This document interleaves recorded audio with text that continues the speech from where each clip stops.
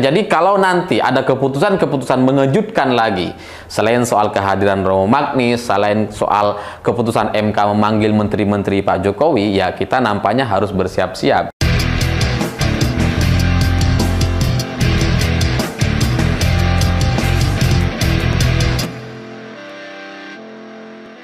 Selamat malam semuanya. Sidang sengketa Pilpres di MK semakin hari semakin menunjukkan bahwa paslon 02 ini punya banyak masalah gitu ya. Karena setiap keputusan yang diambil oleh hakim MK atau kemudian kejadian-kejadian yang ada dalam persidangan nampaknya semuanya menyudutkan paslon 02 gitu. Karena seperti misalkan kehadiran Romo Magnis itu mengejutkan banyak orang gitu ya, tiba-tiba bicara soal presiden mafia pencuri gitu.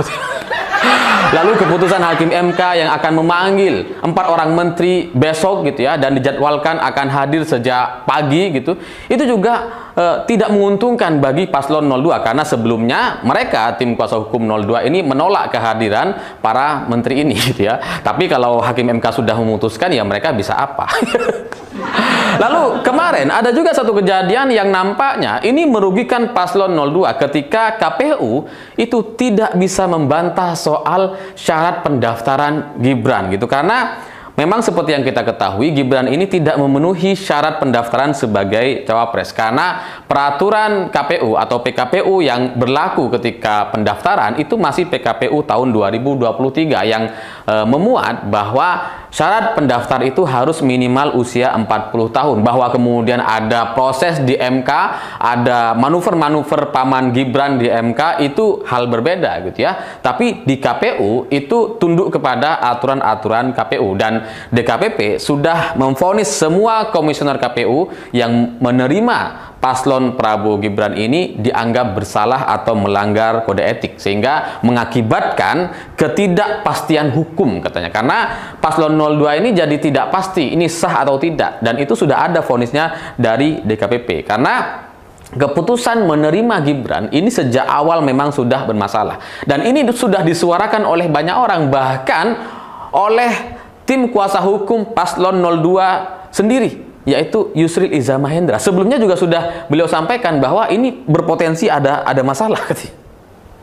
Ya karena ketika KPU kemudian menerima pendaftaran Gibran, ini tidak sesuai dengan aturan PKPU karena peraturannya belum diubah. Dan inilah yang kemudian menjadi salah satu dasar gugatan bagi paslon 01 dan 03 atau Anies, Caimin atau Ganjar dan Mahfud MD untuk menggugat paslon 02 agar didiskualifikasi dengan alasan atau latar belakang pendaftarannya tidak sah karena peraturannya masih belum diubah. Dan menariknya, dari gugatan yang disampaikan oleh paslon 01 dan 03, KPU ketika diberikan kesempatan untuk membantah gugatan-gugatan dari paslon 01 dan 03, KPU tidak membantah sama sekali gugatan terkait soal syarat pencalonan Gibran sebagai cawapres di KPU. Sehingga secara logika gitu ya, kalau ini tidak dibantah berarti KPU juga mengakui bahwa ini ada masalah di sana.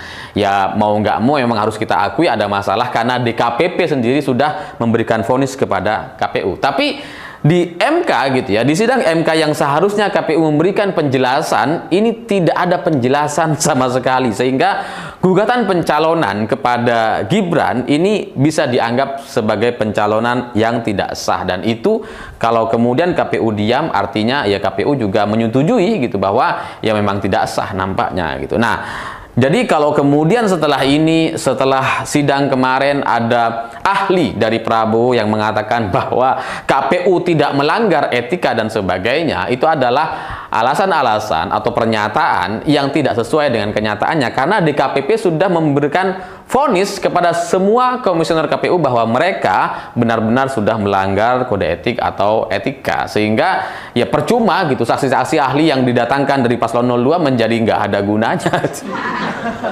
Nah, ketika KPU tidak memberikan bantahan terkait syarat pencalonan Gibran yang dianggap tidak sah karena tidak sesuai dengan aturan, karena aturannya masih belum diubah, karena hanya berdasarkan putusan MK dan tidak ada putusan lain atau peraturan yang diubah dari PKPU 2024, ini kemudian tim kuasa hukum paslon 02 katanya mau mengambil alih atau ingin membantah gugatan dari paslon 1 dan 03. Ini kan yang digugat sebenarnya kan KPU gitu ya. Yang dianggap tidak sesuai dengan prosedur atau syarat pencalonan kan KPU. Yang disalahkan dalam hal ini adalah KPU. Semestinya yang membantah adalah KPU. Jadi kalau yang membantah adalah kuasa hukum tim paslon 02, nggak ada hubungannya.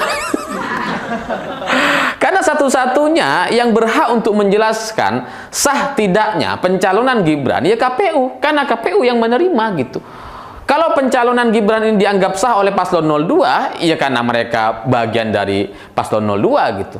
Jadi mengambil alihan, bantahan terhadap kubu Ganjar Mahfud atau Anies Caimin yang coba diambil alih oleh paslon 02 menjadi tidak relevan sama sekali, karena yang dipermasalahkan adalah KPU.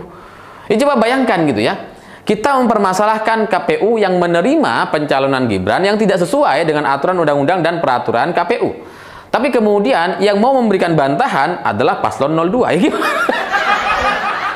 Ya nggak sesuai gitu. Lawang kalian itu paslon 02 itu cuma peserta gitu. Jadi kalau kalian yang coba ingin membantah gitu ya, itu kan seolah-olah kalian pengen jadi panitia. Apa emang kalian merasa panitia selama ini?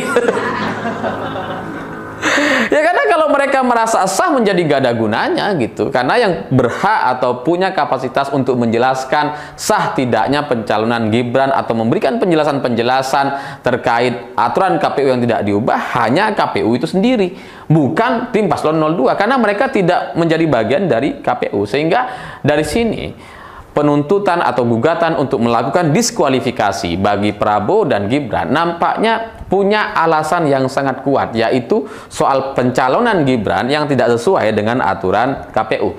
Jadi ya kita nggak tahu gitu ya, tapi kalau ngelihat ke depan ini seperti apa masih belum terprediksi. Tapi kalau ngelihat dari beberapa kejadian atau keputusan yang coba diambil oleh Hakim MK, ini benar-benar tidak menguntungkan sama sekali bagi paslon 02. Saya nggak ngerti apa maksudnya. Apakah ingin kemudian mengubah atau memperbaiki atau membilas image buruk terkait MK gitu ya, yang sebelumnya sangat kental dengan nepotisme, di mana paman Gibran kemudian memberikan keputusan-keputusan yang menguntungkan Gibran itu sendiri gitu ya. Saya nggak ngerti apakah hari ini MK coba ingin membilas semua kotoran-kotoran nepotisme yang selama ini melekat kepada MK, yang selama ini seperti tidak punya marwah sama sekali, yang ditertawakan mahkamah keluarga dan sebagainya gitu ya. Jadi kalau nanti ada keputusan-keputusan mengejutkan lagi, selain soal kehadiran Romo Magnis, selain soal keputusan MK memanggil menteri-menteri Pak Jokowi, ya kita nampaknya harus bersiap-siap gitu. Tapi minimal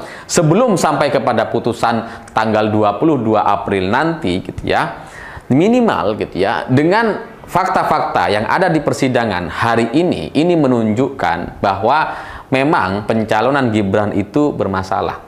Kalaupun toh pada akhirnya nanti gitu ya, Prabowo dan Gibran tidak didiskualifikasi, minimal bagi Prabowo itu sendiri, Prabowo punya alasan untuk tidak melibatkan Gibran dalam banyak keputusan. Kenapa?